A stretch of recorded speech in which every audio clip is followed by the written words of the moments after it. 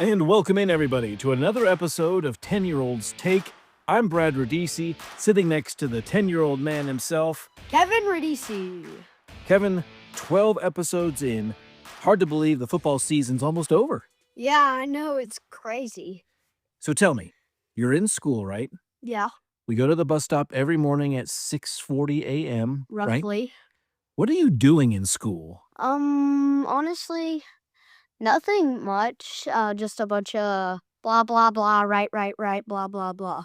Now, I don't mean to bring up or brag about you, but you are a straight A student, is that right? Yes. Yes, he says. What's your favorite subject? Math. Math. Okay, just like your brother. Your brother's a good math guy and history buff. I like history. All right, enough of the pleasantries. Let's talk some football. We're calling it Survival Saturday. It feels like the playoffs are starting with games this weekend, particularly in the SEC. Big games this weekend in that conference. We'll start with the Oklahoma at Alabama game, Kevin. A must-win for the Sooners. They have 2 losses. They can't afford any more. Now, one thing that Oklahoma does bring to Bryant-Denny Stadium, Kev, it's their defense, isn't it? Yeah, for sure, because they're 7th in total defense and 7th in scoring defense, which is kind of weird. But they only give up 14 points per game around. Yeah, 2 touchdowns a game, 14 points. that. Oklahoma winning, I won't say with smoke and mirrors, but definitely with their defense. John Mateer, remember him, Kev? The big gunslinger. I mean, the guy, I couldn't pronounce his name. Yeah, Does it matter? The gunslinger from Washington State. Man, he has struggled in SEC play. Granted, he might not be 100% healthy, but Kevin, he just hasn't looked too good lately. No, his ratings for the 4 past games is 110.61, which is well past the 100th mark, like way past in the nation. So he started the season like amazing, on fire, but now he's cooked. Yes, he is. He just hasn't looked so great, and you're not wrong. His 110 rating is not great. Oh, that's only 9 ahead of FSU last year. It's not good at all.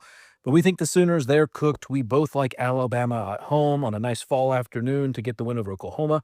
Ty Simpson, how about this, Kev? 21 touchdowns, just 1 interception this season.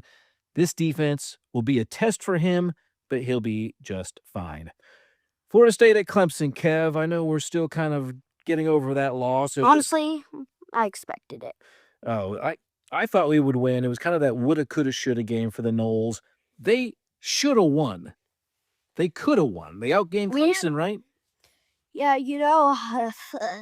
They outgained them 360 yards to 319. I know, it's just hard to express how we lost that.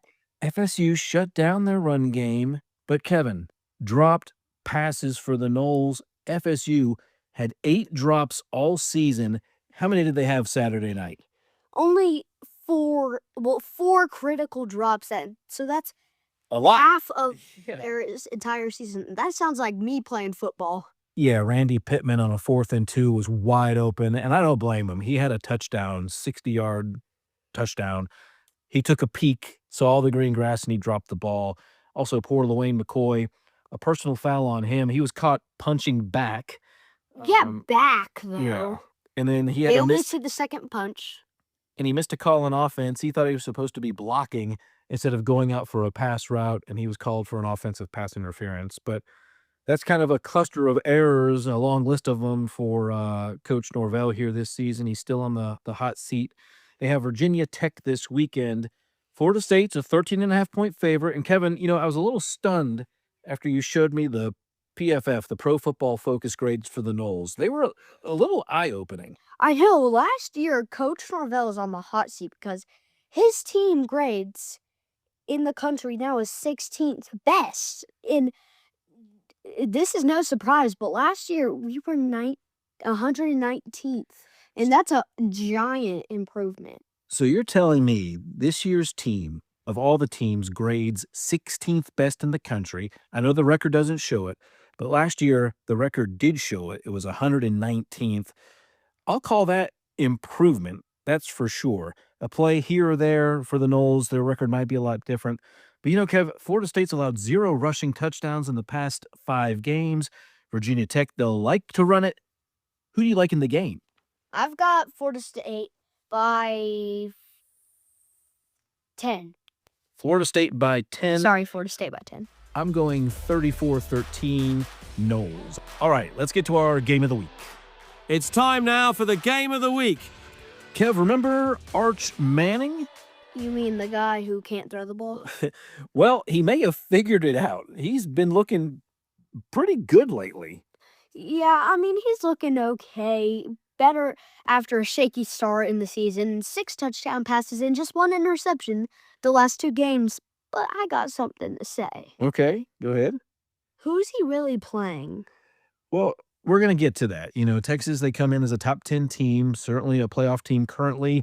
A loss could keep them out. They got And- cooked by Washington. I mean, Yeah. not a good team. And Texas they're teetering a bit in my mind. They've been clawing for wins lately. A 3-point win, a 7-point win, a 3-point win in their last 3 games, not against top-tier SEC teams. Georgia, they're at Georgia, Kevin. They're cooked. That's a different squad, particularly at home, right? You know, Dad, if Georgia controls that run game and dominates the field position and keeps Texas off the field, they will lean towards a win. I agree, Kev. I know Arch Manning has been looking better lately.